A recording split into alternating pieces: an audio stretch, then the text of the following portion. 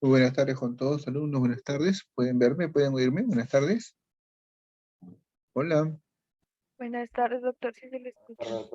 ¿cómo está? Buenas tardes. Bueno, doctores, me presento, soy el doctor Carlos Abelardo Chávez Burgos, cardiólogo pediatra, y con ustedes vamos a tener el día de hoy la clase teórica, justamente concerniente a la subespecialidad de cardiología pediátrica, que son los temas de cardiopatías congénitas cianóticas, e insuficiencia cardíaca congestiva en pediatría. ¿Sí? ¿Son todos los alumnos? Son ahorita actualmente, a ver, ¿cuántos somos? 10, 9, ¿o hay más alumnos para comenzar?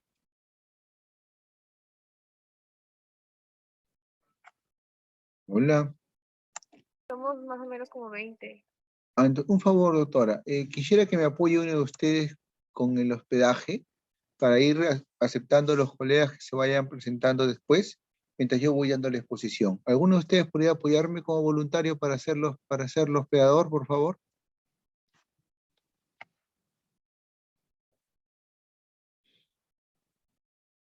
¿Algún voluntario que me ayude con el hospedaje, por favor?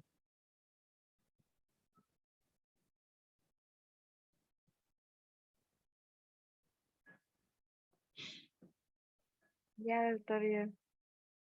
¿Usted, doctora? ¿La doctora Rosado? ¿Sí? Sí, doctor. Muy bien, le voy a hacer hospedador a usted, por favor. ¿Ya? Y me va a ayudar. ¿Sí? ¿Dónde está, doctora? Está, doctora Rosado, ¿verdad? Muy bien, vamos a ver aquí.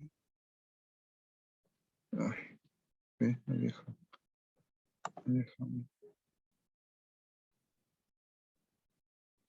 Muy bien.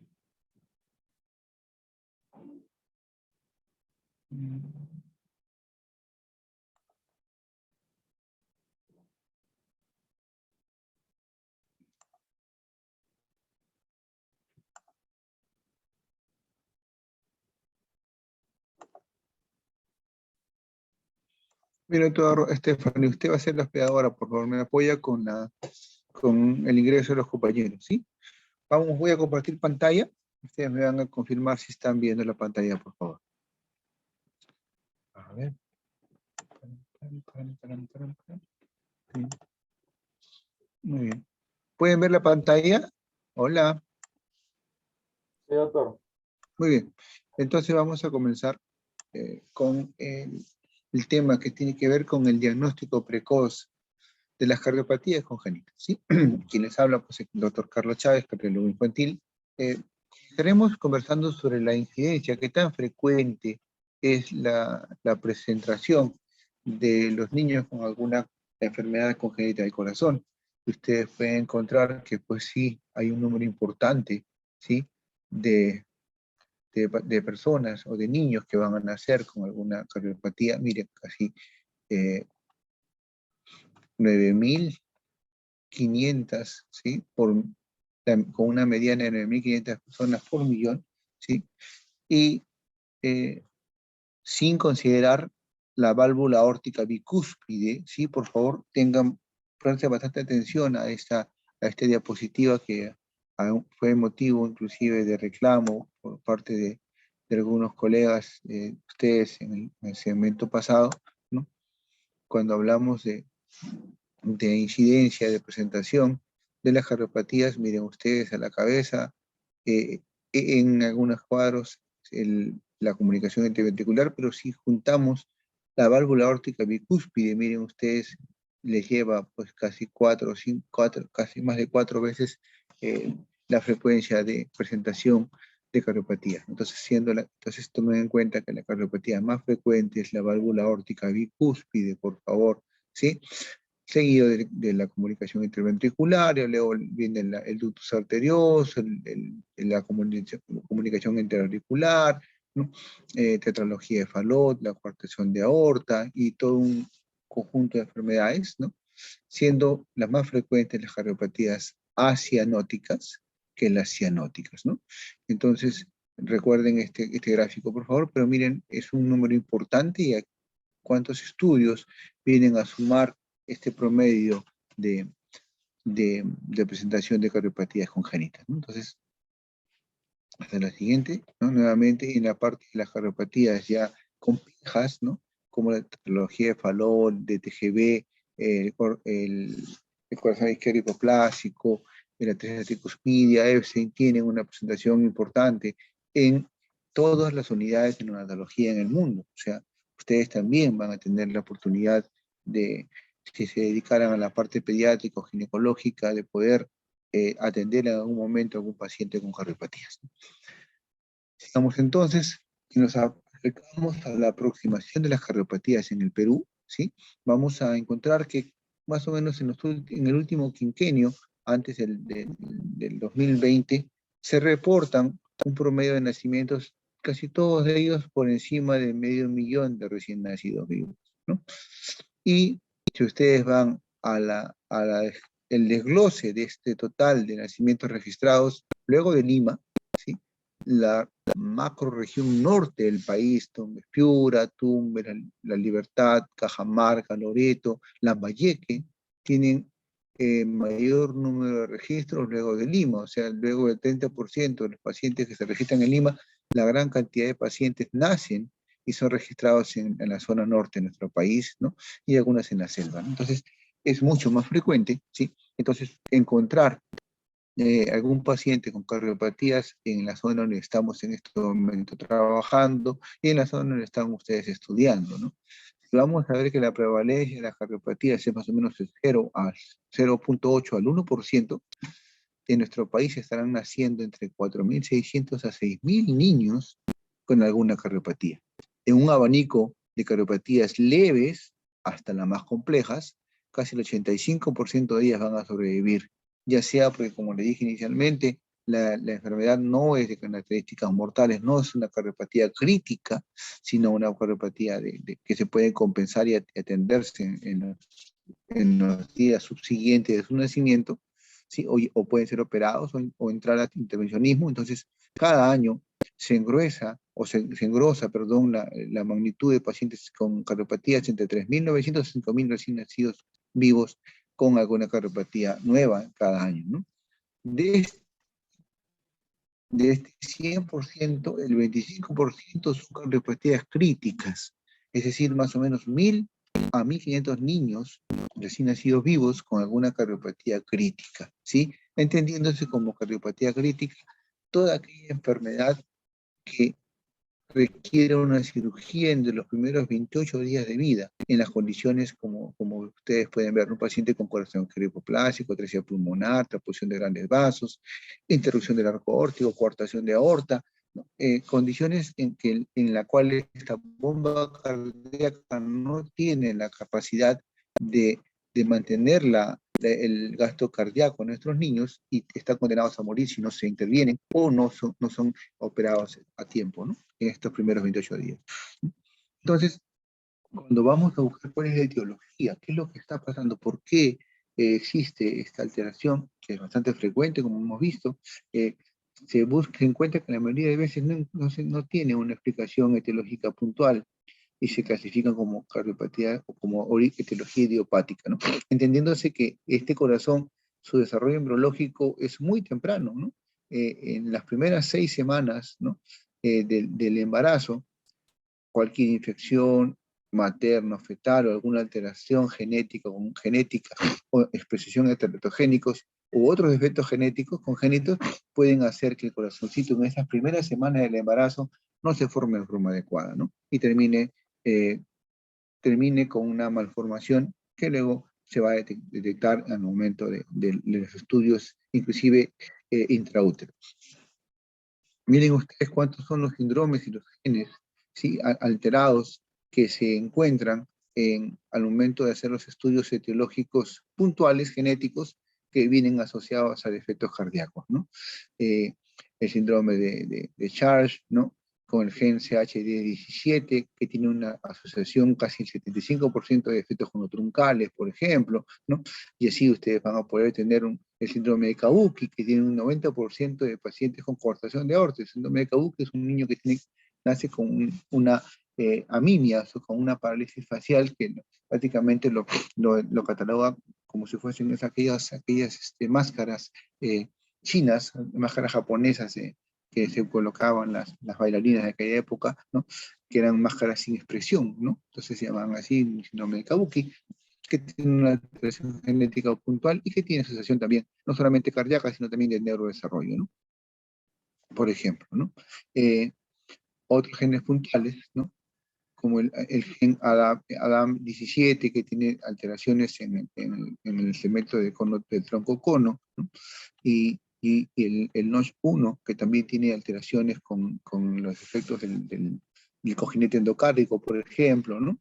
Hay, hay muchos estudios que nos reportan que alguna alteración genética puede determinar determinar que el corazón no se forme en forma adecuada, ¿no? Entonces, ¿cuándo hacer el estudio? ¿Cuándo comenzarlo? Mire, se puede comenzar el estudio y el diagnóstico y la sospecha de la cardiopatía el estudio fetal, ¿no? Desde que el ser humano se encuentra en el útero materno, en los primeros estudios, en las primeras semanas, algunos dicen hasta 11 semanas para adelante, pero la morfología ideal lo realizan los ginecólogos inicialmente entre las 18 y 22 semanas de vida.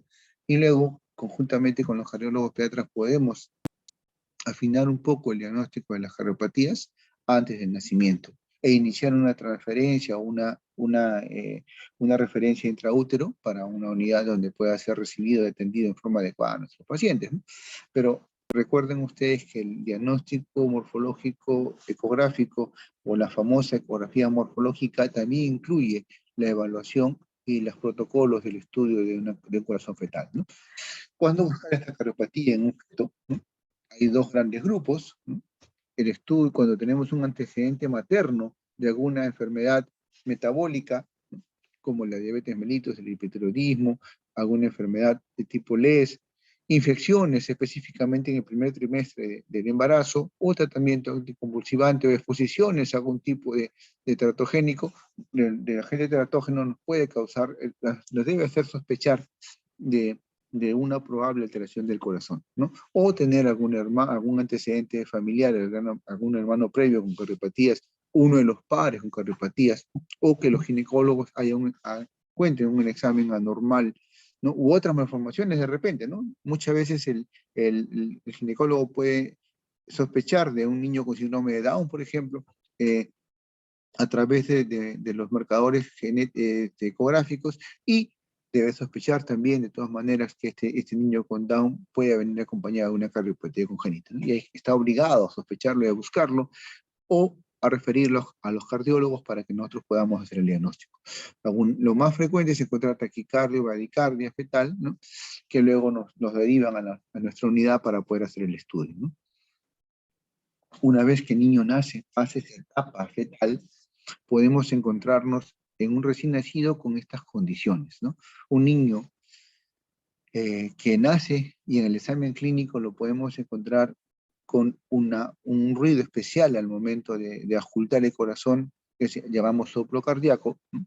Podemos encontrar a un niño que tenga sintomatología de insuficiencia cardíaca, que vamos a ver ahora qué signos y síntomas tiene estos niños al momento del examen neonatal, ¿no? Podemos tener un niño que tenga, también al auscultarle, una arritmia o auscultar los ruidos cardíacos arrítmicos, ¿no? Podemos tener que puede llevar esta arritmia detrás o de fondo alguna cardiopatía, o sea, soplo cardíaco, signos de ICC, arritmias cardíacas, un niño cianótico, ¿no? O un niño que tenga soplo cardíaco, cianosis, arritmia cardíaca, ICC, o sea, podemos tenerlo todo junto en un solo niño. Puede ser un niño que tenga soplo, cianosis, signo de ICC y que su corazón late de forma irregular, podemos tenerlo al momento de nacimiento. Pero o podemos tener, como dijimos, todo junto, pero lo más importante es que hay un grupo de niños que nacen sin síntomas, nacen completamente compensados, ¿sí? Y son niños con cardiopatías congénitas complejas, ¿no? Y es allí donde entra nuestro reto de poder diagnosticarlos o hacer una sospecha diagnóstica de ellos, ¿no? Entonces, miren ustedes este gráfico, siempre lo presento en todas las exposiciones que hago hace algunos años. para que podamos explicar cómo en 20 años de estudio aproximadamente, ¿sí? ¿En qué momento se diagnostican las enfermedades congénitas críticas, ¿no? Aquellas, como dijimos, aquellas enfermedades que tienen la característica de ser urgentes de tratamiento, si no están condenados los niños a una alta mortalidad. Si ustedes ven este primer gráfico de barras, la primera parte en gris significa el diagnóstico neonatal, ¿sí? Esta primera parte, la más pequeñita, es el diagnóstico prenatal, o sea, cuando el diagnóstico lo hicieron los ginecólogos o los cardiólogos pediatras que estudian a los pacientes en la parte fetal. La segunda gráfica que ustedes están viendo en rojo representa que el diagnóstico que se hizo cuando el paciente nació y en la unidad de neonatología se sospechó la cardiopatía, se encontró algún signo o síntoma y fue diagnosticado de una cardiopatía crítica. La parte blanca de estos gráficos representa aquellos niños que fueron dados de alta y que luego regresaron porque se descompensaron y fueron diagnosticados post-alta con una cardiopatía crítica. Y la parte más oscura de estas gráficas representa aquellos niños que fueron diagnosticados ya en sus autopsias, cuando ya habían fallecido, ¿no? Entonces, el diagnóstico prenatal, el diagnóstico, en este caso, por ejemplo, este gráfico, un diagnóstico prenatal en 98, seguido con un grupo importante de pacientes que fueron diagnosticados al momento del nacimiento y antes del alta, un grupo de pacientes que fueron diagnosticados después del alta y un grupo que fueron diagnosticados en las autopsias, ¿no? Entonces, miren cuán importante o cuán grande es la proporción de pacientes que se van a su casa o que fallecen, salen de alta de las unidades de neonatología del mundo, ¿no? Sin diagnósticos, ¿no? Y si este mismo gráfico lo trasladamos a la patología específica, nos encontramos que hay patologías como la coartación de aorta, el arco aórtico interrumpido, la estenosis aórtica, que se nos van a ir de alta sin ser diagnosticados, ¿sí? Mientras que otras patologías como la patología de Fallot, la atresia tricúpida con septum íntero, la atresia pulmonar con septum íntero, la atresia pulmonar con septum con CIB, pueden ser diagnosticados en gran oportunidad, ¿sí? En la parte fetal o en la parte del nacimiento, en la parte neonatal temprana. Pero igual, en un grupo importante, mire que siempre se les va a escapar a nuestros neonatólogos, a nuestros ginecólogos, por qué no decirlo, ¿no?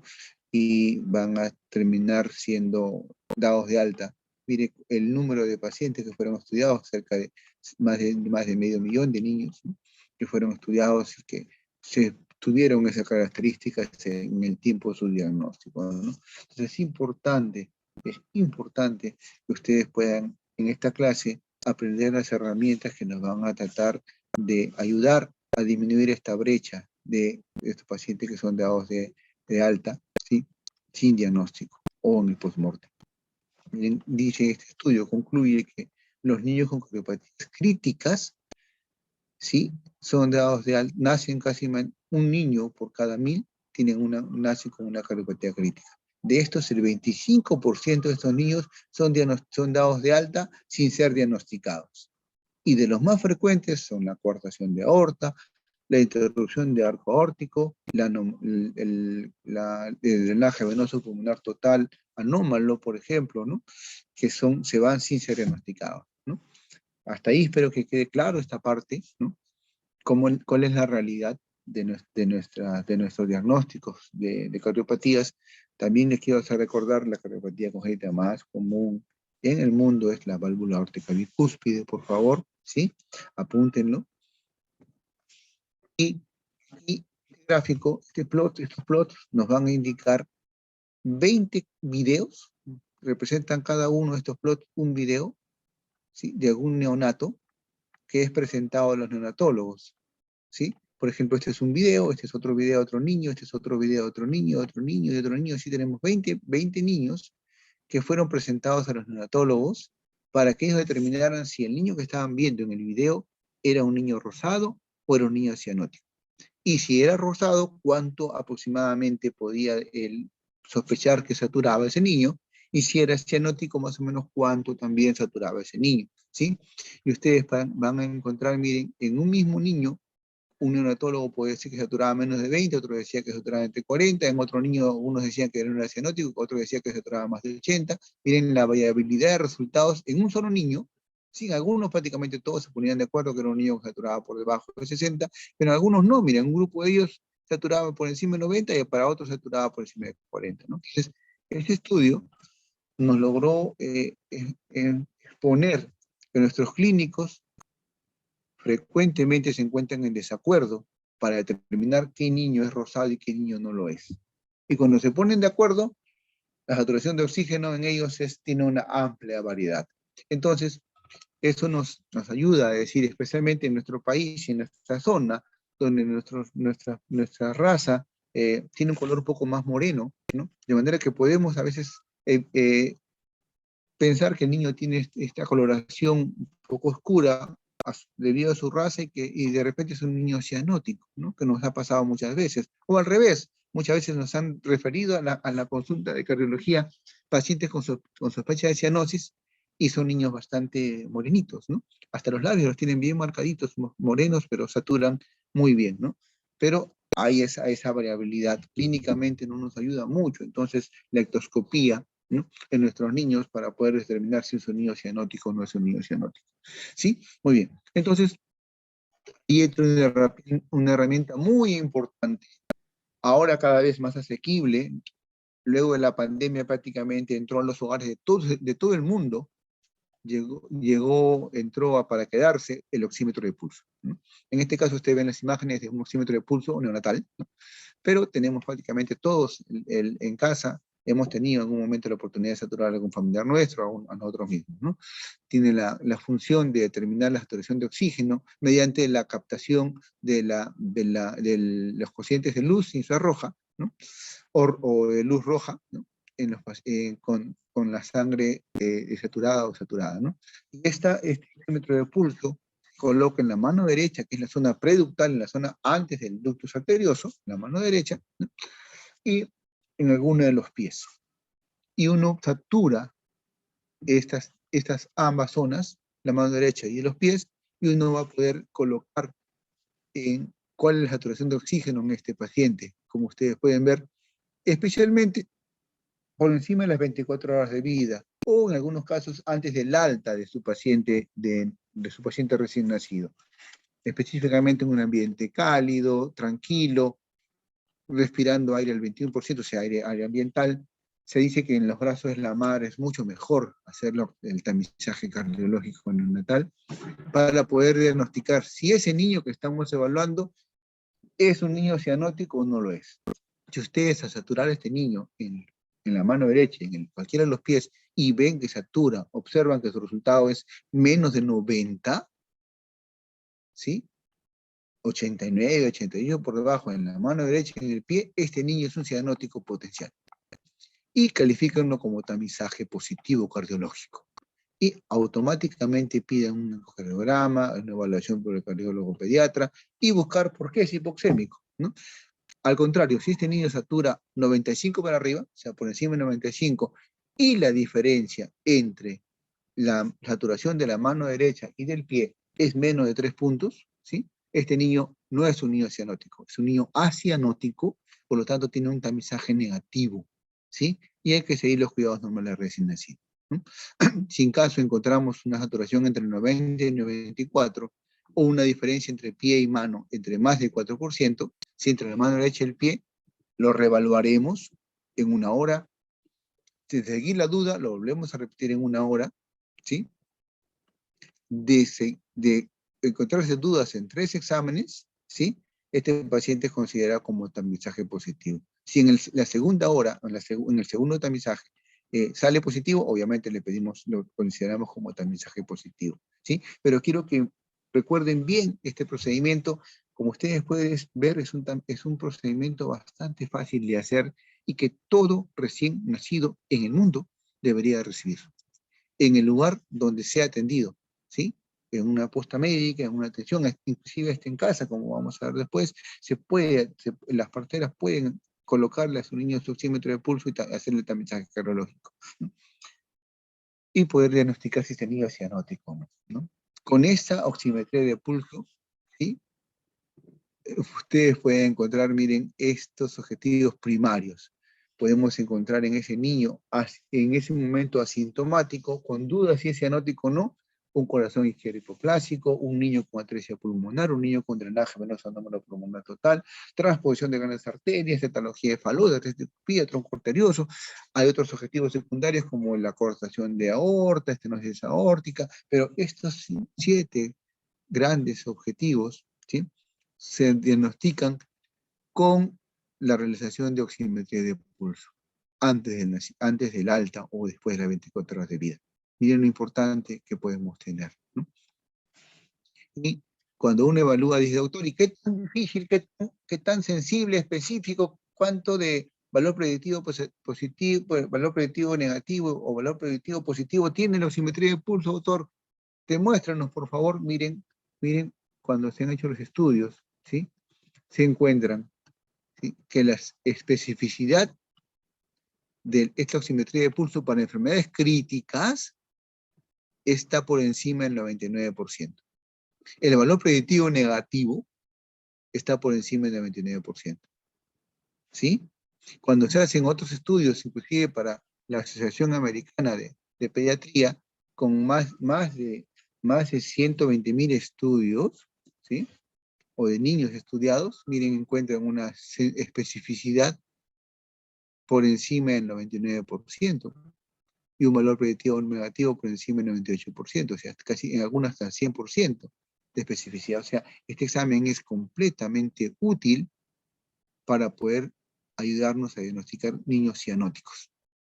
Si luego de esta exposición ustedes se llevan como mensaje lo importante de saturar a sus recién nacidos donde ustedes lo puedan atender, yo me voy a considerar completamente satisfecho de haber estado reunidos el día de hoy con ustedes.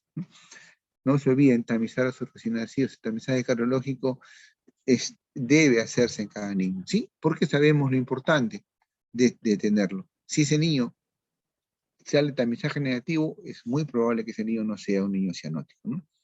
Entonces, cuando vamos al tamiz del momento del diagnóstico de las cardiopatías críticas, se puede encontrar que la detección prenatal, o sea, encontrarlo desde el útero a un niño crítico, las posibilidades son básicamente entre un poco más del 60%, ¿no? Casi el 60% de pacientes pueden ser diagnosticados en esta etapa fetal. Otro grupo importante puede ser diagnosticado por alguna evidencia clínica, como digamos, de repente una arritmia cardíaca, un soplo, cardiomegalia, cosas más, ¿sí? Pero si hasta el 80%. Si a esto le sumamos la oximetría de pulso, miren, el hueco diagnóstico de alguna posibilidad de escape se reduce casi al 5%, ¿no? Entonces, esto es recomendable para su diagnóstico prenatal y eso es lo que hacemos en el hospital regional, ¿no? Este es un reporte hasta el 2008, antes de la pandemia. Todas las enfermeras que van al alojamiento conjunto con sus niños, evaluaron y pusieron un sellito, ¿no?, e hicieron su tamizaje en la mano derecha, en alguno de los pies derechos, y ponía su simetría de pulso y colocaba si era tamizaje positivo o negativo.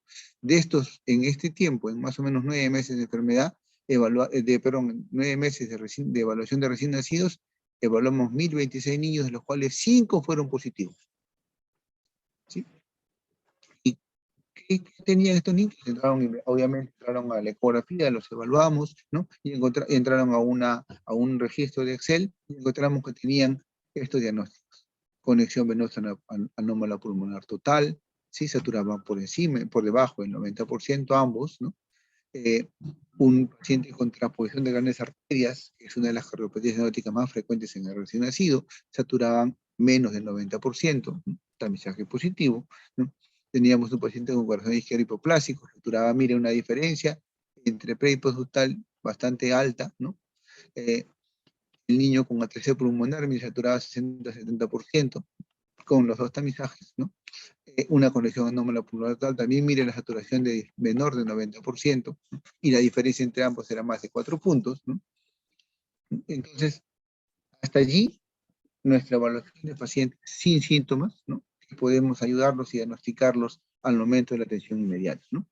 Luego vienen los pacientes que tienen síntomas, ¿no? Niños con soplos cardíacos, ¿no? Entendiendo el soplo cardíaco como una turbulencia o el ruido que da la sangre cuando pasa por el corazón, que tiene mucho que ver con la velocidad del flujo de la sangre, con la viscosidad sanguínea, con el radio de la estructura el radio el diámetro de la estructura cardíaca que puede estar malformada, una comunicación interventricular.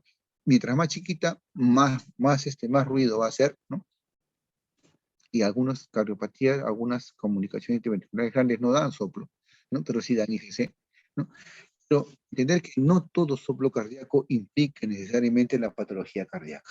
Existe un grupo importante de pacientes que tienen soplos de bajo grado, no se irradian, que se pueden modificar con las maniobras, que aparecen y desaparecen a veces, ¿no? Algunos colegas escuchan el soplo y luego cuando los evalúo no los escucho y viceversa, ¿no? En niños asintomáticos que tienen un electrocardiograma normal, una placa normal, cuando le hacemos la evaluación son corazones normales y son calificados como soplos cardíacos inocentes, funcionales o transitorios, ¿no? Y miren, ¿de dónde pueden venir estos soplos inocentes? De diferentes zonas, ¿no? Es un soplo venoso de la unión diagular con la subclavia, con la vena cava, el soplo del ventrículo derecho que se sale justamente al tronco de la arteria pulmonar. El más frecuente en neonatología es la estenosis periférica fisiológica del neonato, que aparece justo cuando la arteria pulmonar se divide en dos ramas. En esa división aumenta la velocidad del flujo y el diámetro de las arterias y suena el corazoncito, ¿no? Cuando lo evaluamos es un soplo sistólico en el borde esternal superior derecho que va a desaparecer en el transcurso del primer año de vida conforme vaya creciendo, ¿no? Las estructuras arteriales pulmonares, ¿no? El soplo de Still, que es el soplo de la unión del ventrículo derecho con la aorta, ¿no? Soplos carotídeos, son soplos completamente benignos, ¿no? Vamos a ver ahora aquellos niños que tienen una insuficiencia cardíaca, entendiéndose, ¿no? Y hay una guía en el hospital regional que se realizó también en forma multidisciplinaria, ¿no? Con los cardiólogos y los pediatras de la institución, donde se encuentra pues, que la insuficiencia cardíaca es un síndrome clínico complejo, en el cual el corazón y el sistema neuromoral, ¿no? Vascular, no se alcanzaba para mantener un gasto cardíaco adecuado, necesario para cumplir las demandas metabólicas de nuestro organismo. Este gasto cardíaco hace que la sangre que llega al corazón, en vez de poder ser bombeada de forma adecuada, se quede estasiada, se queda en éxtasis y van a acompañarse de anormalidades moleculares, aumento de las presiones de llenado, tanto en las venas pulmonares como en las venas sistémicas, y va a generar una muerte prematura del corazón, llevando muchas veces a la muerte, ¿no? Entonces, en pediatría, a diferencia de los adultos que usan la escala de NIHA para la evaluación de ICC, nosotros utilizamos la escala de Ross modificada, en la cual el niño con ICC puede estar sin síntomas, ¿no? Un niño con una cardiopatía pequeña, ¿no? Una CIB de repente pequeña, no da síntomas, y lo clasificamos como clase 1, ¿no? Aquel niño que tiene algún síntoma de disnea a la actividad física, diaforesis leve, alguna dificultad respiratoria a la actividad física, es el tipo 2, cuando ya comienza a aparecer una falta de crecimiento, ¿no? O aumento de la disnea en la actividad física o en la alimentación en lactantes, ya se habla de clase funcional 3, y cuando los síntomas están en reposo, y con respiración, y muchas veces con apoyo ventilatorio, ya el paciente entra en la categoría de clase funcional 4, ¿no? Entonces, esto es importante recordar, preguntas muchas veces de residentado, preguntas de NAM, cuál es la escala que se utiliza para la evaluación de nuestros niños de ICC, ¿no? Acá tenemos los signos y síntomas característicos de ICC en niños. Como ustedes pueden ver, lo más común es los problemas respiratorios, la taquimia, dificultad para la alimentación, rechazo a la alimentación, sudoración, palidez, en niños más grandes fatiga, intolerancia al esfuerzo, algunos se desmayan. Muchas de las consultas que llegan con nosotros son básicamente por síncopes, por dolores abdominales, por intolerancia al ejercicio. Menos frecuentemente se halla cianosis, palpitaciones, síncope, pacientes con edema, ¿no? Y en niños mayores lo que más nos preguntan son por palpitaciones, dolores precordiales, ¿no? Edemas ortostáticos, pero son menos comúnmente hallados, ¿no? Esta es una escala clínica de falla cardíaca que aplicamos en las emergencias, en las cuales ustedes pueden preguntarle a la mamá si al niño lo evalúan con sudoración frecuentemente solo de cabeza o de todo el cuerpo durante el reposo o el ejercicio. Si no notan que respira rápido, la mamá te puede decir rara vez, varias veces, o te dice que sí, y le van dando una puntuación, y luego ustedes hacen un examen físico para evaluar la respiración, si es normal, con retracciones o disnea, cuentan las respiraciones, si tiene mayor de lo estipulado para su edad, le van dando un puntaje, lo mismo que las frecuencias cardíacas, ¿no? Y la evaluación de reborde hepático también es uno de los criterios para poder darle una puntuación a este paciente con ICC. De manera que ustedes pueden tener una emergencia, un niño que tenga una ICC entre 10 y 12 puntos, es decir, doctor, este paciente tiene un CIB con una escala de falla cardíaca de 12 puntos. Iniciamos el tratamiento, le damos tratamiento diurético, manejamos con inotrópicos y luego el niño comienza a disminuir su frecuencia cardíaca, disminuir su respiración, mejora sus signos de sudoración y puede pasar a un ICC leve con tratamiento.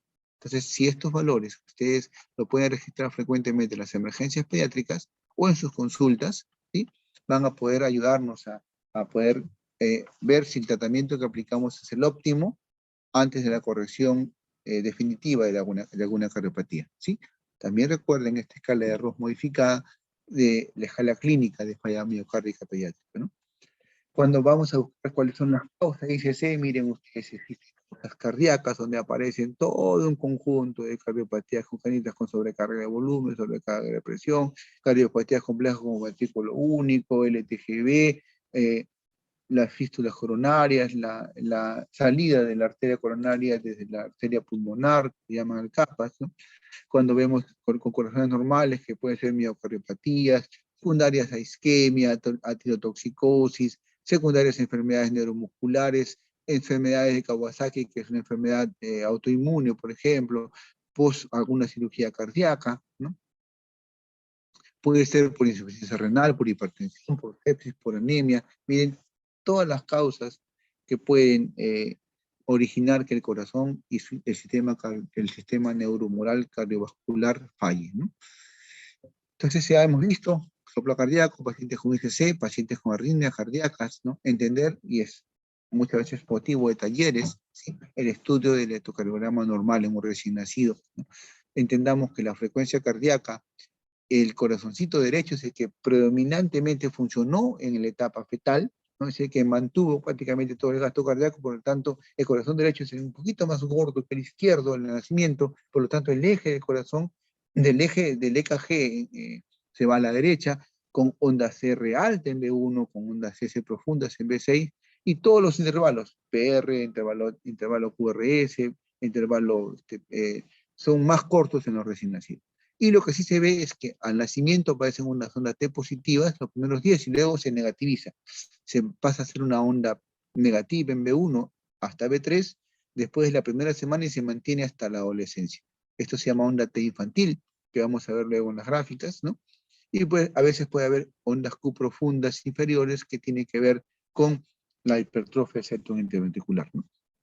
Miren, este es un eje a la derecha, un niño con ritmo sinusal, un neonato, ¿sí? Que tiene el eje a la derecha, ritmo sinusal con eje a la derecha, crecimiento de la aurícula derecha, ¿no? Y tiene esta onda T infantil, un niño más de una semana de vida, ¿no? Pero prácticamente con predominio de cavidades derechas, ¿no? Entonces, este es un encaje normal en un neonato, ¿no? Para todos estos niños existen rangos de frecuencia cardíaca por edades, ¿sí? De eje eléctrico, de intervalos PR, de amplitud media para ver si hay hipertrofias o no, ¿sí? Por grupos etarios, que ustedes lo pueden revisar en cualquier bibliografía, especialmente los libros de cardiología pediátrica. Yo acá he tomado la de la cardiología pediátrica de Park y de Harry Lane, ¿no? Para poder mostrarles que hay rangos que uno puede simplemente cotejar su EKG con la edad del niño para ver si estamos o no dentro de los rangos normales para estos recién nacidos o estos pacientes pediátricos, ¿no? Si salimos de los rangos, es muy probable que buscar alguna cardiopatía en estos niños, ¿no? Nos vamos luego a la siguiente, al otro círculo de ese gráfico anterior, donde vamos a ver si los niños son cianóticos o no. Hemos visto que lo importante del tamizaje cardiológico, y como ustedes pueden ver, cada uno de estos grupos tienden a terminar en una EKG Mira, el soplo cardíaco lo describen, cuando es patológico o no, y lo que recomiendan los diferentes flujogramas es que un niño con soplo cardíaco, un niño con ICC, debería pedirse una placa de tórax y un electrocardiograma. En pacientes con arritmias cardíacas, igual pedir un electrocardiograma. En pacientes con cianosis, nos piden una placa de tórax y un electrocardiograma. Mira, hasta el momento, en los diversos servicios de cardiología pediátrica o los diversos servicios de pediatría, todos los estudios de estos 4 grandes grupos, los flujogramas terminan en la solicitud de una placa de tórax y un electrocardiograma. Hasta el momento no ha aparecido, como ustedes pueden ver, la evaluación del corazón con ecografía. Entonces, todos deberíamos estar entrenados para poder pedir una placa ROC, que es un electrocardiograma, para sospechar si ese niño está o no en cardiopatía, ¿no? Entonces, todos estos flujogramas, ¿no? Y ahí viene la importancia de los exámenes diagnósticos. Una placa de tórax, ¿no? Donde ustedes pueden evaluar los contornos del corazón, la vena cava, la aurícula derecha, el ventrículo derecho, el ventrículo izquierdo, la aurícula izquierda, el arco del tronco pulmonar, el arco órtico, se pueden observar, ¿no? Y también es importante el índice característico, o sea, qué grande es este corazón con respecto del todo el tórax, ¿no? En adultos, como ustedes pueden ver, cuando se hace la medición de las zonas, de la zona más externa del lado derecho hacia una línea imaginaria que separe el corazón en dos, ¿no? Está sumado a la otra línea inferior, ¿sí? También más externa en la parte izquierda, hacia la zona media de este corazón, dividido entre el total del diámetro transverso del corazón. Si estos valores, ¿sí?, de suma de A más B entre C, ¿no?, es mayor de 0,5, en adultos se considera cardiomegalia. Pero en niños no. En niños se considera normal un índice cardiotorácico hasta 0,6. ¿Sí? O sea, si ustedes ven un recién nacido, le toman una placa y le miden los diámetros que hemos conservado y sale un 0,58, lo que para un adulto sería cardiomegalia, pero un neonato no. ¿Sí? A partir de 0,6 para arriba, tendremos un niño con una silueta cardíaca de tamaño aumentado. ¿Sí? Hasta los 2 años, este valor es normal hasta 0,55. ¿Sí? Si encontramos un niño con 0,56 que tiene un año más o menos, podemos hacer sospecha de cardiomegalia. A partir de los 2 años de vida recién toma el valor que toman los adultos. ¿Sí? Recuérdalo también, porque a veces las interconsultas son impresiona cardiomegalia cuando la interconsulta debería tener este valor ya calculado, porque es fácil ahora poder calcular, casi todas las plataformas de diagnósticos por imágenes nos permiten medir con una pequeña regla en la misma estructura de la computadora este valor de índice cardiotorácico, ¿no? Calcúlenlo y van a encontrar ya específicamente cuánto es el índice cardiotorácico de nuestros recién nacidos, ¿no? Y ahí podemos observar en esta placa, pues, lo que le comentaba, si se hace un índice cardiotorácico, este chiquitín va a tener menos de 0,5 o menos de 0,6 de cardiomegalia, es un paciente con un corazón normal, pero miren, este corazón, ¿no?, tiene obviamente un corazón grande con hiperflujo pulmonar, ¿no?, en un paciente con un drenaje venoso anómalo pulmonar total. En este corazoncito prácticamente tiene una aurícula derecha crecida, la punta del corazón hacia arriba por crecimiento del ventrículo derecho, prácticamente no hay flujo pulmonar, prácticamente los pulmones están negros, isquémicos, ¿no? Es un paciente con el famoso, con la imagen de zapato sueco, ¿no?, en un paciente cianótico, ¿no?, con cardiopatía, con tetralogía de Fallot, ¿no? Diferente este niño, miren que parece mucho a las placas de la membrana hialina, es un corazoncito pequeñito que no tiene la capacidad de recibir la sangre que viene de los pulmones y la sangre se queda extasiada en los pulmones, dando esta imagen de vidrio esmerilado, ¿no?, en un corazón hiperhipoplásico, por ejemplo, ¿no? Entonces, vamos un poco a hablar de la fisiopatología de las cardiopatías, en este caso cianóticas y acianóticas, para poder entender por qué tenemos la clínica de nuestros pacientes, ¿no? Normalmente, ¿sí?, la sangre que sale de la aurícula derecha, ¿sí?, hacia el ventrículo derecho, ¿sí?, es expulsada hacia la arteria pulmonar y de la arteria pulmonar, ¿no?, llega a los pulmones, la sangre se oxigena, ¿no?, regresa a la aurícula izquierda y hasta el ventrículo izquierdo, y el ventrículo izquierdo al contraerse expulsa la sangre por la aorta hacia los tejidos periféricos para que se puedan alimentar, ¿no? Entonces, el mismo flujo de sangre que va a los pulmones en forma normal es el mismo flujo de sangre que va hacia los tejidos, es decir, el flujo pulmonar es igual al flujo sistémico, o sea, el QP, el flujo pulmonar, es igual al flujo sistémico. Entonces, ¿qué sucede si tenemos una cardiopatía con algún agujero intraventricular? Por ejemplo, en este caso, en este dibujo, ustedes encuentran un agujero que permite que parte de la sangre que debería salir por el ventrículo izquierdo a la aorta, una parte regresa por la comunicación intraventricular nuevamente al ventrículo derecho. Entonces, esta sangre, este flujo que debería a la aorta, disminuye.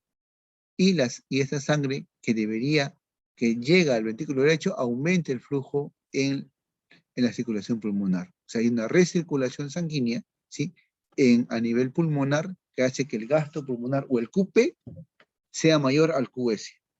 Entonces, mientras más grande sea el QP-QS, significa que mayor sangre está recirculando hacia los pulmones, ¿sí?, en demedro de la circulación periférica. Entonces, estos niños entran en malnutrición, en hipoxemia, ¿sí?, en hipovolemia, y los pulmones más bien están en éxtasis y en sobrecirculación, ¿no? Y esto explica muchas veces la sintomatología respiratoria en estos niños persistentes, la tos, los roncantes, los crépitos, y los niños que por más que se les alimenta en forma óptima, no ganan peso, ¿sí?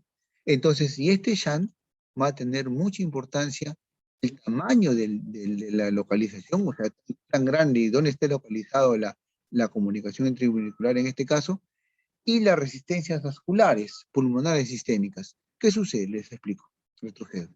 La presión sistémica en el lado izquierdo del corazoncito, en el ventrículo izquierdo, llega más o menos en un niño mayor de un mes hasta un año, más o menos en 100 milímetros de mercurio.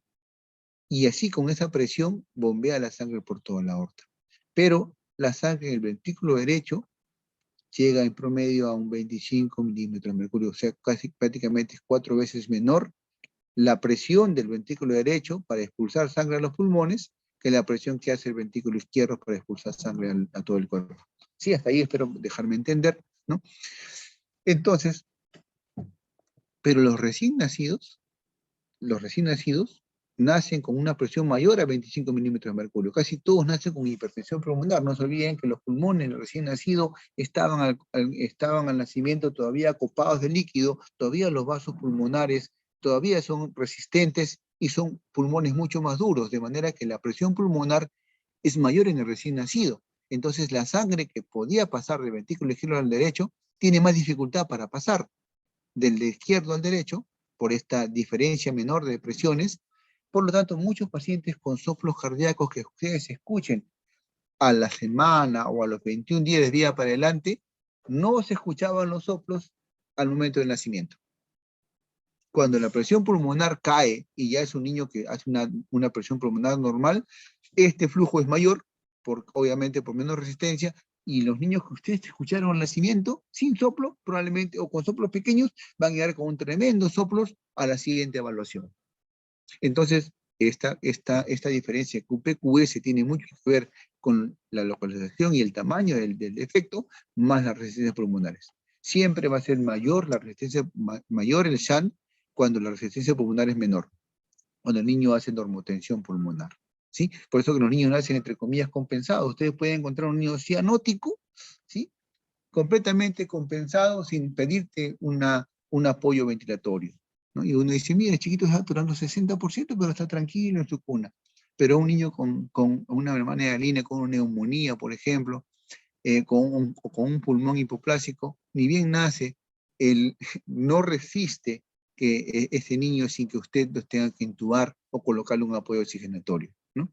Esa es la diferencia principal, ¿no?, entre los niños cardiópatas cianóticos y un niño que tiene una patología de tipo pulmonar, ¿no? La parte clínica. Muchos niños son asintomáticos en el corazón. ¿Qué sucede al revés? Cuando más bien el shunt de la aurícula derecha al ventrículo derecho, en vez de irse a la arteria pulmonar, este defecto hace que la sangre más bien regrese al ventrículo izquierdo y del ventrículo izquierdo a la aorta, ¿no? Menos sangre va a la arteria pulmonar y obviamente menos sangre va a la aurícula izquierda, ¿no? Y se genera una disminución de flujo en un QP menor que el QS, ¿no? En este caso, en la tetralogía de Fallot, tenemos, ustedes pueden ver acá, la aorta prácticamente se ha desplazado hacia adelante y hacia adelante hacia la derecha, dejando una comunicación interventricular cabalgando prácticamente en el septum interventricular, pero prácticamente haciendo que la arteria pulmonar sea mucho más pequeña, ¿no? La desplaza, la comprime, ¿no? Ustedes pueden ver acá que lo está comprimiendo la salida de la arteria pulmonar. Obviamente el corazón derecho comienza a hipertrofiarse porque quiere de todas maneras bombear sangre a los pulmones, pero como no puede porque la sangre fácilmente se va al ventrículo izquierdo y de ahí hacia la aorta, estos pacientes tienen, la patología de Fallot tiene una comunicación interventricular, cabalgamiento de aorta, hipertrofia del ventrículo derecho y una estenosis pulmonar, muchas veces válvulo pulmonar, ¿no? que configura la tetralogía de Fallot. Las 4 anomalías que ustedes deben recordar en la tetralogía de Fallot es esa, ¿no? Cabalgamiento de aorta, un CIB, hipertrofia ventricular derecha y una estenosis pulmonar o una estrechez de la válvula pulmonar, hace de que esta sangre se desvíe y más bien haya más gasto sistémico, pero con sangre poco oxigenada, que la sangre que va a los pulmones, ¿no? Muchas veces es tan severo que prácticamente no llega nada de oxígeno a los pulmones, este niño es cianótico y tiene que ser operado inmediatamente para poder llevarle un poco de oxígeno a los tejidos, ¿no? Entonces, y esto genera como consecuencia clínica cianosis y aumento de la hemoglobina. El cuerpo comienza a producir más hemoglobina para poder captar lo poco oxígeno que tiene y genera una poliglobulia, ¿no? Que luego lleva a hacer una éxtasis, hace que la sangre sea mucho más espesa, se asocia a coágulos a nivel cerebral y accesos cerebrales, ¿no? Era lo que caracterizaba antes a los niños con Fallot, ¿no? Entonces, en resumen, las cardiopatías congénitas pueden clasificarse en cianóticas y acianóticas, con flujo pulmonar aumentado, como hemos visto, con flujo pulmonar disminuido, ¿no? También puede haber cianóticas con flujo pulmonar aumentado, ¿no? O con flujo normal, ¿no? Las pacientes que tienen flujo pulmonar aumentado hacen clínicas de ICC, como dijimos, ¿no? Problemas respiratorios, ¿no? Síndrome de obstrucción bronquiales persistentes, los pacientes y como respuesta a los vasos sanguíneos de los pulmones, cuando ven que tiene mucha sangre hacia los pulmones, lo que hacen las arterias pulmonares comienzan a endurecerse, comienzan a generar una resistencia para poder evitar que llegue más sangre a los pulmones y eso va generando hipertensión pulmonar persistente, se hace cada vez mayor hasta que, si el niño no es diagnosticado, los vasos pulmonares se cambian, se fibrosan y se hace un cambio irreversible, el flujo la presión pulmonar y los vasos sanguíneos pulmonares se alteran y hace inclusive a veces una presión mayor a la sistémica, y un paciente que era acianótico puede ser un niño cianótico, y esa enfermedad se llama síndrome de Eisenmenger, aquella patología que con el tiempo comienza a dañar los pulmones, a dañar los vasos pulmonares, a aumentar la presión pulmonar, que luego es mayor que la presión sistémica, y esos niños terminan siendo niños cianóticos. Recuerden, síndrome de Eisenmenger tiene que ver con esa patología. Antes era mucho más frecuente que ahora, porque ahora, como les digo, estamos diagnosticando las cardiopatías inclusive desde la parte fetal, ¿no? Y aquellos pacientes como la tetralogía de Fallot, que tienen flujo pulmonar disminuido, hacen isquemia pulmonar, hacen síndromes de niños con crisis e hipoxia, ¿no? Que son también verdaderas emergencias, ¿no? Entonces, cuando uno hace, también hay cardiopatías sin shunt, ¿no? Estenosis de las venas pulmonares, estenosis aórtica, cortación de aorta, son niños que no tienen shunt, van a ser niños acianóticos, igual que la anomalía de Epstein, estenosis pulmonar, ¿no? Algunas miocardiopatías dilatadas no tienen cortocircuito, por lo tanto no deben ser cianóticas, pero sí tienen lesiones que dan ICC, ¿no? De todas maneras, cuando uno hace las juntas médicas en estos pacientes, uno tiene que evaluar lo siguiente, o el equipo tiene que evaluar lo siguiente. Si el paciente tiene demasiado flujo lateral pulmonar, un ICC con un CIB grande, por ejemplo, que tiene demasiado sangre en los pulmones, ¿qué se hacía anteriormente? Y a veces, en algunas excepciones, se coloca una banda en la arteria pulmonar para evitar que la sangre vaya a los pulmones. Esto ya se llama cirugía de cerclaje de la arteria pulmonar o banding pulmonar, que tiene como objetivo evitar el ICC o la recirculación en los pulmones, y si el paciente tiene una obstrucción de la arteria pulmonar como la tetralogía de Fallot, más bien es al revés. Se coloca un tubo que comunique la arteria, una arteria, ¿no? Como la arteria subclavia, con la rama pulmonar derecha para que parte de la sangre vaya llegue de la arteria y se oxigene y regrese al cuerpo, ¿no? Entonces, esto es una anastomosis subclavia pulmonar, conocido como la operación de Bell-Taussig, ¿no? Que es una forma de hacer que llegue más sangre a los pulmones, en caso de obstrucción, ¿no? De las vías pulmonares, ¿no? Cuando tenemos un corazón hipoplásico, por ejemplo, un ventrículo único, toda la sangre que llegue se va a mezclar en este ventrículo y siempre el niño va a ser cianótico. ¿Qué se hacen los cirujanos cuando no tenemos la posibilidad de reparar este ventrículo y queda como una bomba única?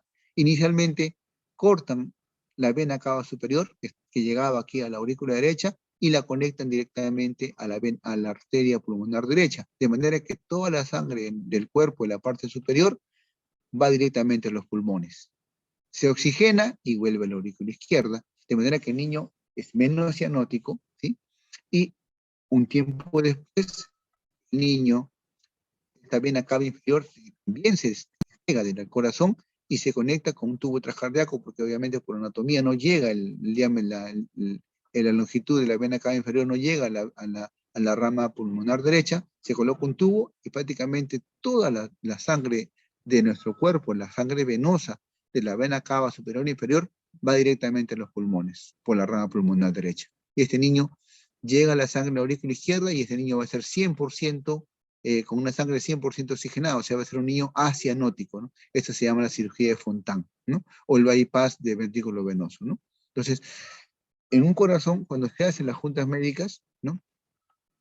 El tratamiento puede ser médico-farmacológico si los pacientes van a tener algún cierre espontáneo, van a requerir alguna cirugía o algún tipo de intervención. Ahora se colocan inclusive pequeños dispositivos intracardíacos para cerrar defectos como PCA, CIB, CIAS, ¿no? Tratamientos para crisis hipóxica, prostaglandinas muchas veces, ¿no? Pero lo importante es saber si el corazoncito que vamos a atender puede tener una fisiología de dos bombas, una bomba derecha o una bomba izquierda, o sea, se puede reparar desde colocarlo o que haciendo que funcione ambas bombas, o puede tener fisiología univentricular, donde entraría la cirugía que le expliqué, el Glenn y el Fontan, ¿no? Es el tratamiento final de las cardiopatías y que muchas veces reparan también el ICC, ¿no? El tratamiento final de muchas cardiopatías tiene que ver o tiene que pasar muchas veces por tratamientos quirúrgicos, ¿no? Lo importante es detectarlo a tiempo, ¿no? Como digo, si tomamos en cuenta lo que hemos conversado con ustedes el día de hoy y lo aplicamos, estoy seguro que ustedes van a ayudarnos al diagnóstico precoz y el tratamiento precoz de los niños con cardiopatías, ¿no? Muy bien. Vamos a continuar con la siguiente exposición. Un ratito, por favor. Vamos a ver si pueden ver la pantalla. ¿Pueden ver la pantalla? Hola. Sí, doctor. Muy bien. Vamos a continuar con la parte de la insuficiencia cardíaca en este caso en neonatos, como digo, porque es la primera manifestación clínica de cardiopatías que ustedes van a observar en sus prácticas médicas, ¿no? Este motivo de una exposición que se hizo este año en el capítulo de cardiología de la Sociedad Peruana de Pediatría, y el objetivo principal de esta exposición fue básicamente determinar cuáles son los factores que van a determinar el transporte de oxígeno y el gasto cardíaco en los recién nacidos, la definición de insuficiencia cardíaca, epidemiología de la misma, cuál es la etiología de IGC, que ya lo revisamos también en la exposición anterior, ¿no? La fisiopatología de la misma, el cuadro clínico de la IGC, el diagnóstico y obviamente algo del manejo de IGC en neonatología, ¿no?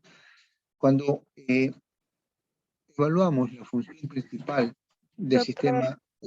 ¿Hola? doctor, disculpe, pero al menos yo veo la diapositiva de muchas gracias. No sé si ha ¿No compartido se puede otra. ver? A ver, un ratito, déjeme retroceder. A ver. Vamos a ver. Muy bien.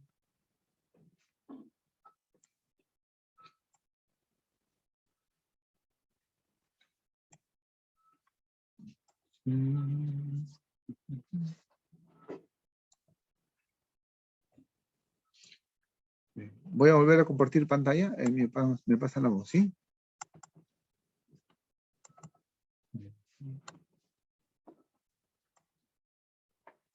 ¿Pueden ver la pantalla ahora? Ahora sí se ve, doctor. Sí, doctor. Muy bien. Entonces vamos a compartir entonces. Bueno, ya vieron esta diapositiva, vieron también la segunda diapositiva. ¿Dónde está? La segunda diapositiva, que son los objetivos de esta exposición, ¿no? Y aquí nos quedamos, básicamente haciendo un análisis de la unidad del sistema respiratorio, vascular, ¿no? Y cardíaco para la función básica y principal del sistema cardiopulmonar, que es el intercambio gaseoso, ¿no? O de sustancias entre la sangre y las células, ¿no? Como el transporte de oxígeno tiene como función obtener oxígeno, eliminar CO2, llevarlo hacia este contenido arterial de oxígeno por la sangre, llegar al corazón, que determina algunas funciones de frecuencia cardíaca, de llenado, ¿no? Y de perfusión tisular, para poder garantizar que todos los tejidos de nuestro cuerpo, todos y cada uno de los tejidos de nuestro cuerpo, tengan este intercambio gaseoso y nutricional en nuestro cuerpo, ¿no? Entonces, cuando evaluamos cuáles son los determinantes de este transporte de oxígeno en la sangre, encontramos tres grandes grupos, ¿no? Encontramos el contenido arterial de oxígeno, cuánto de oxígeno lleva cada mililitro de sangre arterial, y vamos a encontrar el contenido arterial de oxígeno. Tiene unas fórmulas, ¿no? Que básicamente se calcula por la cantidad de hemoglobina, la saturación de oxígeno por un factor. Hay una pequeña cantidad de oxígeno que circula sola, no unida a hemoglobina, pero su valor es bastante pequeño. Pero en general se calcula que existe por cada 10 mililitros o un decilitro de sangre, más o menos 16 a 20 mililitros de oxígeno en la arteria, ¿sí? Y este contenido venoso de oxígeno, ¿no? Es un poco menor en las venas. Pues obviamente el ofrecimiento de la sangre en las arterias es de 16 a 20 mililitros de oxígeno por decilitro de sangre, y la cantidad de oxígeno venoso, ¿sí? La cantidad de oxígeno en las venas es de 2 a 16, ¿no? Entonces, de manera que la diferencia arterio-venosa de oxígeno básicamente está entre 2 a 5 mililitros por decilitro. O sea, por cada 10 mililitros de sangre existe una diferencia de 2 a 5 mililitros entre las arterias y las venas, ¿no? Ese es el contenido arterial de oxígeno. Si nosotros luego vemos el gasto cardíaco, tiene que ver con la cantidad de sangre que recibe, tanto por las venas pulmonares como las venas sistémicas, la cantidad de fuerza y con la frecuencia del corazoncito, y con la resistencia que puedan tener los vasos periféricos. Esto determina el gasto cardíaco, ¿no?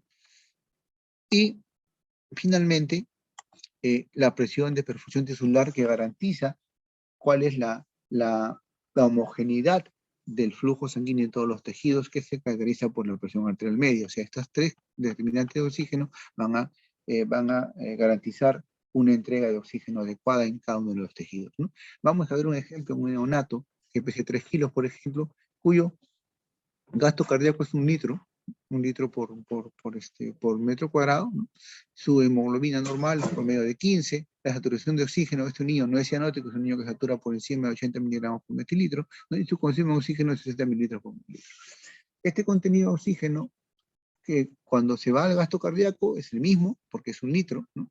Y se aporta en cada minuto, ¿sí? 180 mililitros de oxígeno por minuto, y cuando regresa esta sangre por las venas cavas, regresa siendo 35 mililitros de oxígeno por minuto. O sea, por la arteria aorta sale 180 y regresa por las venas cavas 135. Entonces, prácticamente toda la capacidad de oxígeno que se entrega, el cuerpo solamente utiliza un 25% del oxígeno ofrecido. Es decir, nuestro cuerpo es muy generoso al entregar a todos los tejidos una cantidad de oxígeno más que suficiente, ¿no? Entonces el cuerpo utiliza lo necesario, lo demás lo retorna y así va recirculando, ¿no? Y esto, en una circulación suficiente, va a garantizar oxígeno disponible, energía suficiente tanto para reposo como para reclutar más energía ante actividades físicas importantes, ¿no? Nuestro niño, nosotros mismos tenemos a veces que hacer esfuerzos físicos máximos, que esta cantidad de oxígeno ofrecida garantiza que podamos tener éxito en nuestras actividades físicas extenuantes, ¿no? Entonces aquí nuevamente gráfico de cuánto oxígeno tiene la sangre, cuánto oxígeno tienen las venas y cómo se consume aproximadamente cuántos mililitros de oxígeno, ¿sí? En los capilares y en las células, en la zona tisular, ¿no? Esto garantiza la función básica y última del sistema cardiovascular, que es el intercambio de sustancias entre sangre y las células. Pero ¿qué pasa si este niño, con las mismas variables, ¿sí? Oxígeno, consumo de oxígeno igual que el anterior, con una presión de oxígeno igual, un niño no cianótico, con una hemoglobina normal, pero un corazón que está fallando? El gasto cardíaco disminuye a la mitad, obviamente el aporte de oxígeno disminuye a la mitad, y lo que retorna prácticamente es menos de lo que retornó en proporción. Vean ustedes que en forma normal retornó un 75%, en este caso el organismo al encontrar alguna patología, ya sea cardíaca en este caso, comienza a captar más oxígeno, ¿sí? Retorna solamente la mitad, ¿sí? Entonces, cuando tenemos una condición de bajo gasto cardíaco, el organismo va a activar un conjunto de mecanismos que vamos a ser moleculares, de presión, para los receptores, para poder captar en ese momento de emergencia la mayor cantidad de oxígeno en los tejidos. Y eso genera diferentes respuestas, como hemos dicho. En el corazoncito adulto, prácticamente el corazón cuando tiene una disfunción, lo que va a hacer es aumentar la fuerza de contracción. Cuando aumenta el llenado cardíaco y mientras más alta, más se estire el corazoncito en una precarga, con más fuerza se va a contraer. ¿Sí? Esto se llama fenómeno de Frank-Starling. Es como cuando ustedes estiran un elástico para poder hacer fuerza, va a encontrar que un eje lo sueltan, sale con más fuerza, es elástico. Algo parecido es en la fibra muscular cardíaca en el adulto. Pero miren ustedes que este fenómeno de fuerza de contracción ante el estiramiento es menor en niños y mucho menor en neonatos. O sea, esta fuerza de contracción no es tan efectiva en neonatos y en niños. Entonces los niños no tienen un aumento en la presión de eyección, sino porque ellos tienen menos reservas de calcio intracelular, manejan en forma inadecuada el calcio intracelular, hay que ofrecerles calcio, especialmente a los niños con ICC, y su contenido de tejido de contracción y relajación miofibrilar es menor en los neonatos. De manera que ellos, ¿cómo reacciona un neonato ante una injuria cardíaca? Dando taquicardia. Entonces muchos de nuestros neonatos van a tener como primera manifestación de ICC taquicardia, una frecuencia mayor de lo habitual, ¿no? Y eso debe hacernos sospechar de un niño que tenga algún problema cardíaco en un neonato, ¿no? Y otra cosa importante es que casi el 30% del gasto cardíaco lo va a generar en el neonato la contracción auricular. O sea, normalmente en el adulto las válvulas auriculoventriculares se abren, por gravedad la sangre pasa de las aurículas a los ventrículos, un poquito la contracción auricular termina de vaciar las aurículas en el adulto y toda esa sangre en sístole es expulsada hacia la aorta o hacia los pulmones, según sea el circuito que estemos evaluando. Pero miren lo importante en neonato, casi un 30% de gasto cardíaco lo configura la contracción auricular.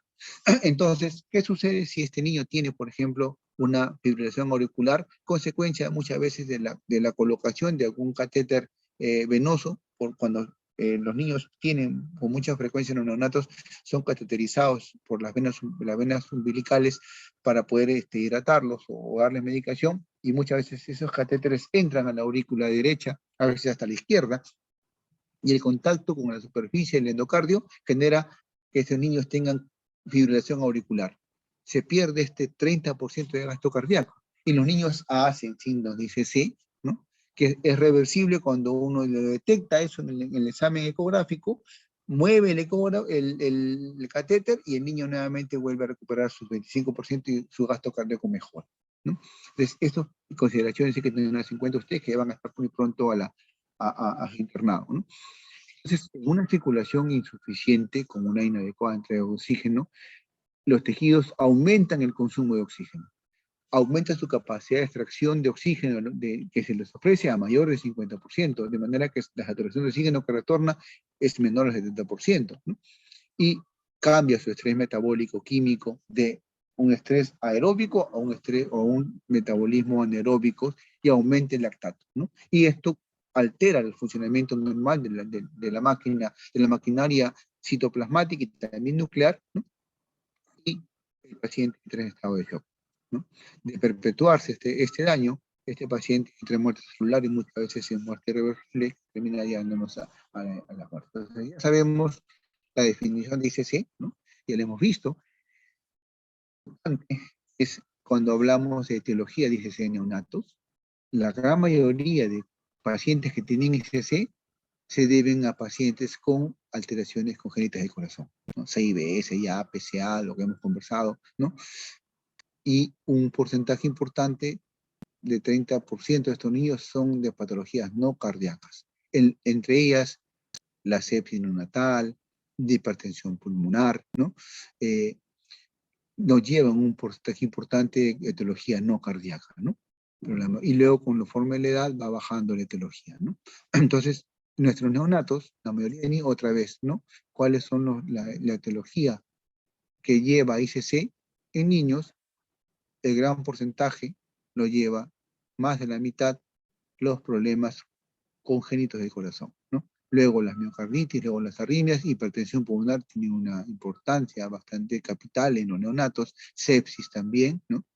Que son consideraciones que debemos tener en cuenta cuando tenemos un niño que tiene falla cardíaca, ¿no?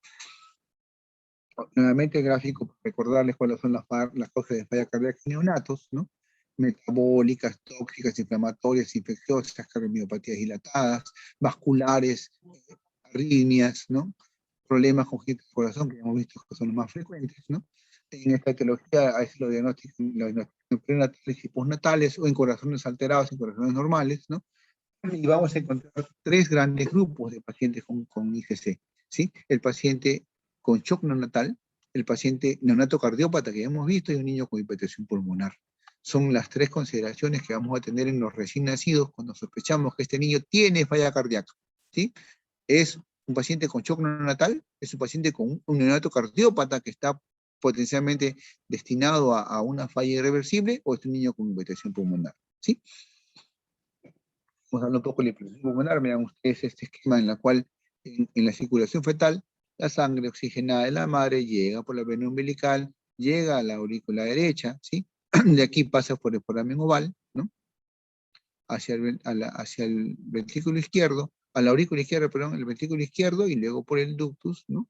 Por la aorta sale hacia el organismo, ¿no? Hacia el cuerpo, ¿no? Un poco de sangre pasa al ventrículo derecho, va a la arteria pulmonar, debería ir supuestamente a los pulmones, pero como los pulmones están llenos, no tienen todavía funcionamiento adecuado, pasa por el ductus también hacia la aorta y nos van a alimentar, ¿no? Esos niños, esa circulación fetal normal, su saturación es un poquito menor de un niño que está con el pulmoncito sano. Cuando llega la vía extrauterina, cortamos la vena umbilical, ya no hay el aporte de oxígeno de la madre, esta sangre poco oxigenada llega a la aurícula derecha, al ventrículo derecho, va a los pulmones, ¿sí? Estos pulmones sanos reciben la sangre, la oxigenan, hacen que la sangre vuelva por las venas pulmonares, luego a la aurícula derecha, a la aurícula izquierda, perdón, al ventrículo izquierdo, y luego por la aorta nos va a alimentar, ¿no? El ductus poco a poco se empieza a cerrar y ya no participa en la circulación. Pero ¿qué pasa con los niños con hipertensión pulmonar?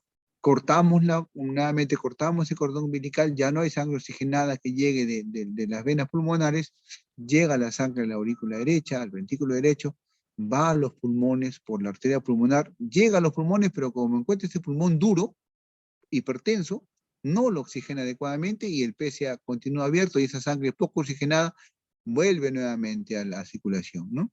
Y igual esa sangre poco oxigenada, un poco de sangre llega a los pulmoncitos, ¿no? Pero tiene poca circulación a la arteria pulmonar, las venas pulmonares llevan poca sangre oxigenada y el niño es un niño cianótico que genera luego una falla cardíaca por hipoxemia, ¿no? Y también por falla cardíaca derecha, porque tiene que hacer un trabajo mucho más grande el ventrículo derecho para poder oxigenar todo el cuerpo, sin éxito, y llega un niño a tener insuficiencia cardíaca, ¿no? Vimos esta fisiopatología, ¿no? De niños con ICC, ¿no? Vimos la gráfica también de pacientes con gasto cardíaco con plan de derecha a izquierda, ¿no? En el ICC lo importante es que la sobrecarga de presión, la sobrecarga de volumen que genera la falla cardíaca, genera remodelación, hipertrofia, dilatación del ventrículo derecho, activación de mecanismos neuromorales, inflamatorios, inmunológicos, que alteran la función contráctil. De perpetuarse el daño, comienza a haber apoptosis, presencia de mayor sustancias oxidoreactivas, muerte y fibrosis, y finalmente la muerte del corazoncito, ¿no? Y con consiguiente fallecimiento del organismo, ¿no? Con diferentes sustancias neuromorales, ya sean vasodilatadoras o vasoconstrictoras, ¿no? Vasodilatadoras como la prostaglandina, el ácido nítrico, vasoconstrictoras como la notelina, la arginina, la vasopresina, ¿no? Este balance se altera, ¿no? Aparecen sustancias quimioreceptoras, barroreceptoras, inclusive en segundos de comenzar la falla cardíaca, para compensar estos mecanismos hemodinámicos, ¿no? Tienen ustedes, por ejemplo, en esta gráfica, en un paciente con sepsis, o sea, una falla cardíaca debido a sepsis, como la circulación lingual, ¿no? Es bastante prolija en la zona sublingual, y cómo esa circulación disminuye en pacientes con sepsis. Cómo la circulación lingual es menor en un paciente séptico que en un paciente sano, ¿no? Y eso básicamente es mayor en vasos pequeños, no tanto en vasos grandes, ¿no? De manera que cuando se evalúa los pacientes con sepsis, ¿sí?, en vasos pequeños tienen menor circulación cuando tienen sepsis. Está asociado a no supervivencia. La alteración, la redistribución sanguínea de estos pacientes están asociados a una alta mortalidad, ¿no? Niños, como dijimos anteriormente, tienen esta clínica que ya hemos visto en la exposición anterior. Muchas veces es inespecífico, en neonatos es inespecífico, hay que sospechar ante cualquier mala evolución de nuestros niños que estén en insuficiencia cardíaca. No todo niño con falla, con que no va bien, es sepsis, también puede ser una cardiopatía, ¿no? Y cuando sospechar en un paciente, o banderas rojas para sospecharlo, pacientes que están cianóticos, pero no tienen mucho estrés respiratorio, tienen soplo cardíaco, tienen la reducción del pulso femoral. Olvidaba decirles que el diagnóstico de cortación de aorta se hace palpando el pulso femoral. Todo niño que ustedes evalúen, acostúmbrense a palpar el pulso femoral, porque pueden diagnosticar cortación de aorta en estos casos, ¿no? Cardiomegalia, ¿no? Una presión disminuida, aumentada entre la presión de brazos y piernas para coartación de aorta, por ejemplo, ¿no? Y con niños con hipertensión pulmonar podemos tener pacientes con severa hipoplasia, pacientes con síndrome de Down, pueden tener hipertensión pulmonar. Pero todas estas evaluaciones nos pueden ayudar a diagnosticar si este paciente está con congestión pulmonar, con hipoperfusión, o ambas cosas, ¿no? Que llamamos shock criogénico, ¿no? Y muchas veces este gráfico nos hace entender de que no siempre la presión arterial está asociada a shock. Muchos pacientes en shock neonatal, ¿sí?, pueden tener una presión normal o alta. Miren, en un shock compensado el niño está con presión normal. Entonces no debemos esperar a tener un shock descompensado o una circulación hiperdinámica con el corazón ya y el sistema neuromoral bastante avanzado para recién diagnosticar al niño con shock, ¿no? Podemos tener un shock compensado y un niño compensado. Entonces hay otros signos que vamos a evaluar para poder diagnosticar un niño con shock neonatal, ¿no? ¿Cuándo buscar las cardiopatías? Ya lo hemos visto en la exposición anterior, en las 18-22 semanas de vida, ¿no? Ya hemos hablado del tamizaje cardiológico, lo importante del tamizaje, y si a eso le sumamos el pulso femoral, ¿sí?, estamos aumentando, haciendo más chiquito inclusive nuestro hueco de escape diagnóstico de cardiopatías críticas, ¿no? Especialmente en la coartación de aorta, y arco aórtico interrumpido. Entonces, tamizaje neonatal y pulso femoral deberíamos aplicarlo en todos nuestros neonatos. Si ustedes, estimados alumnos y compañeros probablemente de trabajo en un futuro, aplicaran estas dos cosas en sus neonatos, estarían ayudando mucho al diagnóstico de una cardiopatía crítica en este caso, ¿no? Podemos pedir hemoglobina, AGA, glucosa, electrolitos, uriacatinina, cultivos, radiografía de placa, que hemos visto, el electrocardiograma, ¿no? Ya hemos visto los gráficos de la importancia de la placa de tórax para diagnosticar cardiomegalia o diagnosticar una cardiopatía. Hemos visto también cómo están los ejes cardíacos, ¿no? Ya entra, en este caso, a tallar para el diagnóstico de pacientes con cardiopatías. En este caso, una cardiopatía dilatada, una cardiopatía hipertrófica.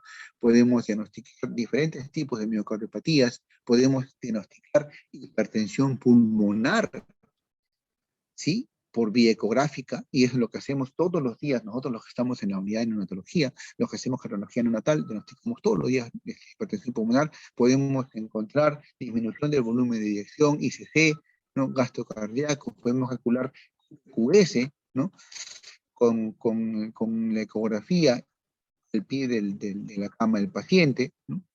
Y cuando tenemos un flujo cardiogénico, luego de haber evaluado toda la parte clínica, luego de evaluar los exámenes de diagnósticos clínicos, optimizar la oxigenación, muchas veces con oxigenación, a veces con ventilación mecánica, tratamiento de algunas cosas curables como, por ejemplo, retirar el catéter endovenoso, tratar las arritmias cardíacas, drenajes pleurales, pericardiocentesis, todo lo que pueda revertirse lo haremos. Si sigue el paciente con falla cardíaca, entraremos a la drogaterapia, la terapia de drogas, ¿no? Los inotrópicos, ¿no?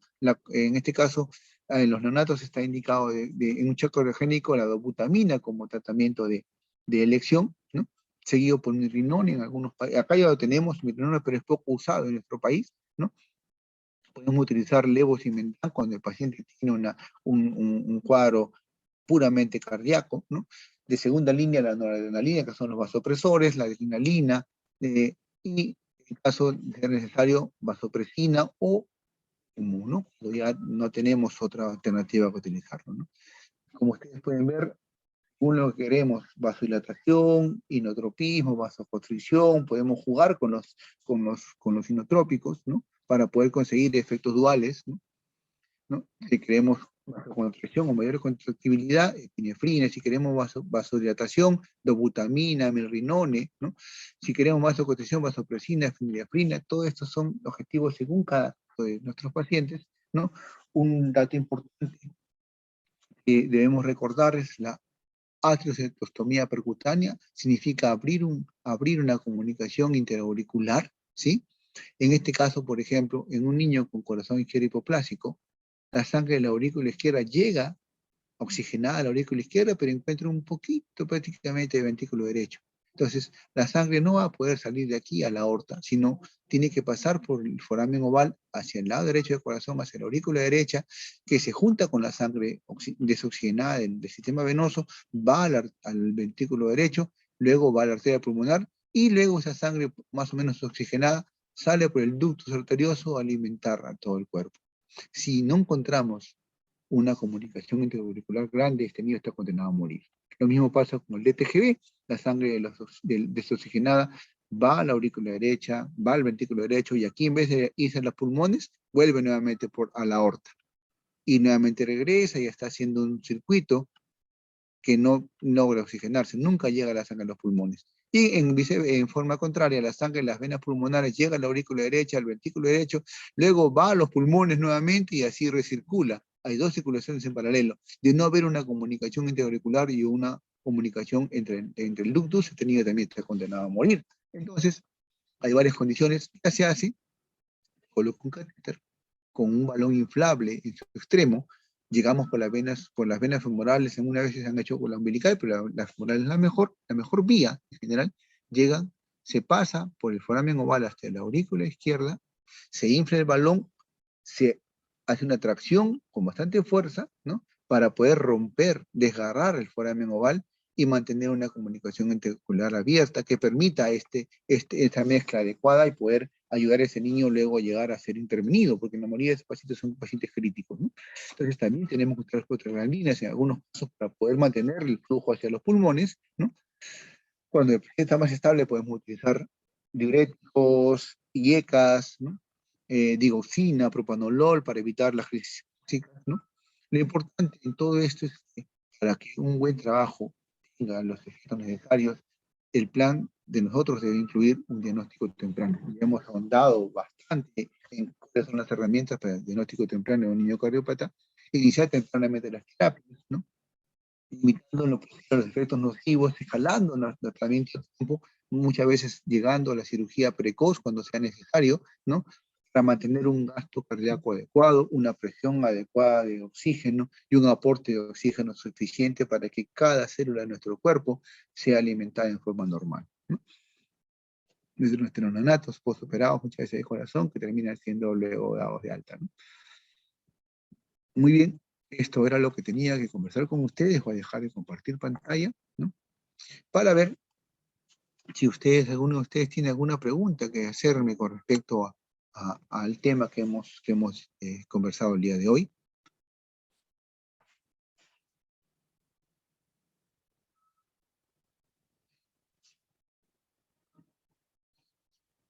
¿Me escuchan? Hola, ¿me escuchan? La doctora Leslie, ahora sí me puede devolver, por favor, mi anfitrionaje, por favor. Doctora Leslie, ¿se Doctor, encuentra? sí, doctor, buenas tardes. Devuélveme, por favor, el anfitrionaje, porfa.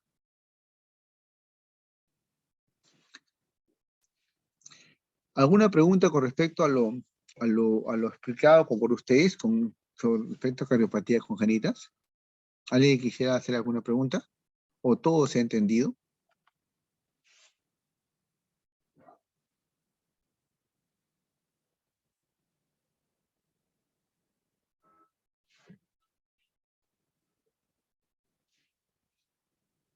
Doctora Leslie, devuélveme mi anfitrionaje.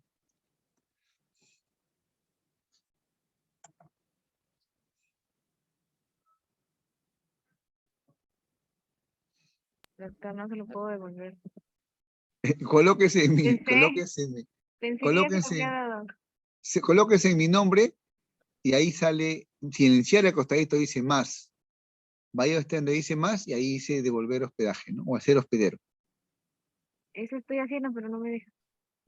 Ya, entonces usted va a tener que, y ahora que Me voy, doctor. ya ahora ya soy anfitrión, no se preocupe. Ahí está. Ya estoy. Muy bien, doctores, ¿alguna pregunta? Quiero saber si ha quedado claro esta exposición. Como les digo, como cardiólogo pediatra, gran parte de mi trabajo diario, tanto en la parte privada como en la parte institucional, la realizo evaluando corazones de niños hace varios años ya, y me importa mucho que ustedes como futuros médicos, algunos tal vez pediatras, ¿no?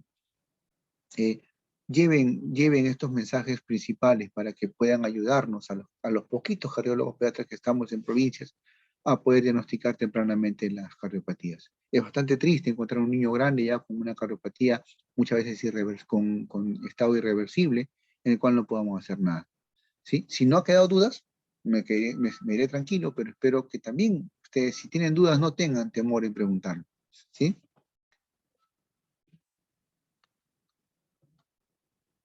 Sí, doctor, muchas gracias. Muy bien, entonces parece que han entendido todo, espero que sí. Igual si tienen alguna duda nos comunicaremos más adelante.